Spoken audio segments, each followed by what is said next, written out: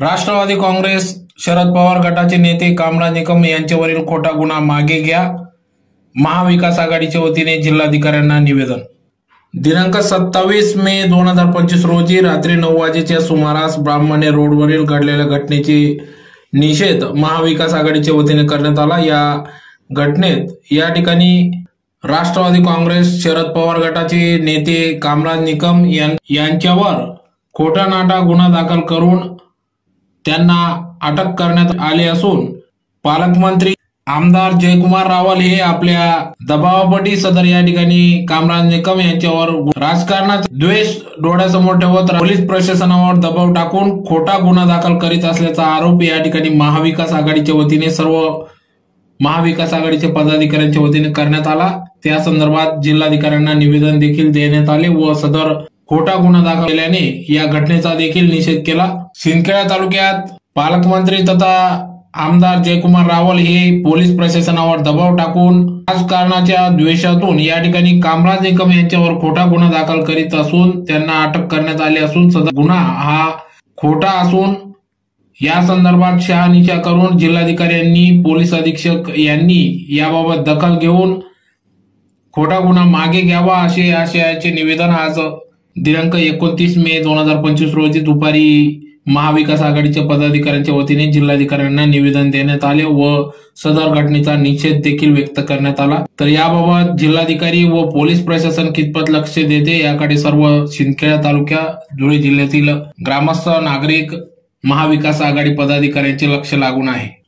यावेळी निवेदन देतेवेळी या ठिकाणी महाविकास आघाडीचे शिवसेनेचे जिल्हा प्रमुख अतुल भाऊ सोनवणे, शहानाभाऊ सोनवणे, नगरसेवक दीपक आहिरे, कल्याण बागल, अर्जुन भील, चेतन बदाने, राजेंद्र देशमुख, शैलेंद्र सोनार, ईश्वर पाटील, गिरीश देसले, राहुल माणिक, रतिलाल पाटील, कैलास ठाकरे, हिरालाल बोरसे, राजेंद्र देशमुख, विठ्ठल पाटील, सुंदर भील, किशोर निकम आदी सर्व पदाधिकाऱ्यांच्या उपस्थितीत या ठिकाणी निदर्शने करून जिल्हाधिकाऱ्यांना निवेदन देण्यात आले।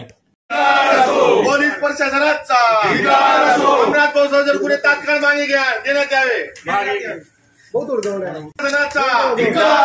पोलीस प्रशासनाचा अमरावती भाऊसाहेब खोटे गुन्हे दाखल करणाऱ्या पोलीस प्रशासनाचा अरे पोलीस प्रशासनाचं करायचं काय? खाली डोकं वरती पाय। कामराज भाऊसाहेब खोटे गुन्हे दाखल करणाऱ्या प्रशासनाचं करायचं काय? खाली डोकं वरती पाय। समोर खोटे गुन्हे दाखल करणाऱ्या प्रशासनाचं करायचं काय? खाली डोकं वरती पाय। महाविकास आघाडीचा हमसे जो टकराएगा मिट्टी में मिलाएगा। कामराज निकम यांच्या परिवारावरती खोटे गुन्हे दाखल करणाऱ्या प्रशासनाचा धिक्कार असो। कामराज निकम यांच्या परिवारावरती खोटे गुन्हे दाखल करणाऱ्या या पोलीस प्रशासनाचा धिक्कार असो।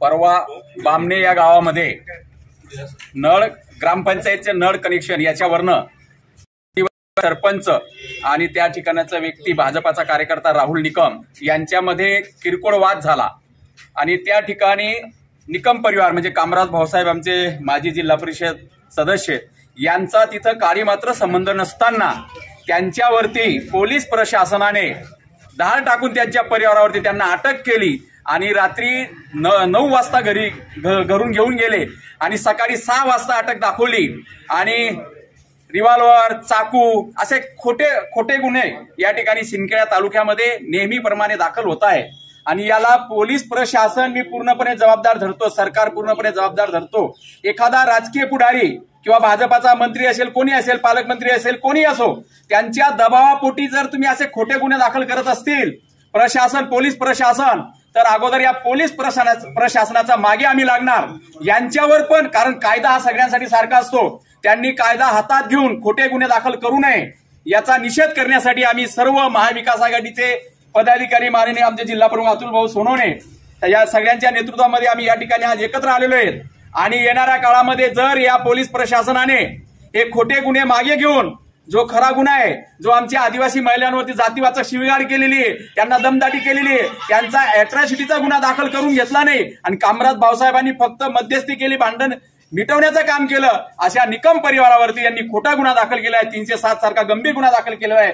तो गुन्हा तात्काळ मागे घ्यावा आणि यांची अॅट्रॉसिटीची कंप्लेंट तात्काळ पोलीस प्रशासनाने नोंदणी करून घ्यावी. यासाठी आम्ही नवीनच आलेल्या जिल्हाधिकारी मॅडमांकडे या ठिकाणी निवेदन द्यायला आलोय. आणि जर आम्हाला न्याय मिळाला नाही तर मोठमोठे आंदोलन आम्ही सिंदखेडा तालुक्याच्या वतीने संपूर्ण महाविकास आघाडीचे कार्यकर्ते उभे केल्याशिवाय राहणार नाही. हो, कोण मंत्री भाजपाचे आहेत आणि त्यांचा मतदारसंघ आहे, याचा अर्थ सरळ होतो की त्यांच्या दबावापोटी हा गुन्हा खोटा गुन्हा दाखल झालेला आहे.